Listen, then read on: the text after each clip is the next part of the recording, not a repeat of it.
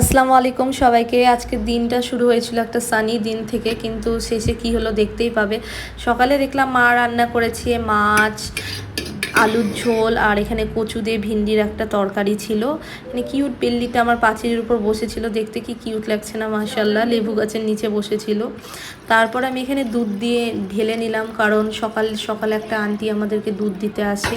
এটা পিওর গরুর দুধ, আর খুবই সুন্দর হয় খেতে। এটা শরটা জমে গেল, খুবই স্বাদ লাগে খেতে। আর এটা তো আমার নানির জন্য, এটা বোতলে আমাদেরকে স্টোর করে রাখতে হয়, কারণ উনি এসে নিয়ে যান। মেঘলা হয়ে গেল ওয়েদারটা দেখতে দেখতে, আর আমি এখানটায় তাড়াতাড়ি কাজ সেরে নিচ্ছি, বিকজ যদি কারেন্ট চলে যায় আয়রনিং আর করতে পারবো না, আর অনেক জামা জমে যাবে। এখানটায় আমার মেয়ে বসেছে মাছ বাছতে।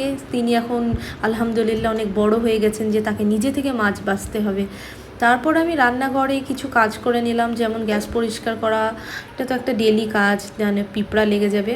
সোপ স্ট্যান্ডটাকেও আজকে ক্লিন করলাম, অনেকই সোপ জমে গেছিলো ওতে, তো এখন বেটার লাগছে দেখতে মাশাআল্লাহ। তারপরে সোপ স্ট্যান্ডটা ক্লিন করার পর আমাকে মেশিন থেকে কাপড় বের করতে হতো, কিন্তু মা তো বললো যে এখন দিতে না দোতলায়, কারণ মা ঝাড় দিবে সমস্ত ধুলো কাপড়ে লেগে যাবে। দিয়ে আমি স্নান করার পর কিছু প্রোডাক্টস যেগুলো আমি রেগুলার ইউজ করি, এই জিনিসগুলো যে আমি কাপড় মেলতে গেলাম। তারপরে আমি আমার লাঞ্চের জন্য প্রিপারেশন করলাম, কারণ খিদে পাই স্নান করার পর।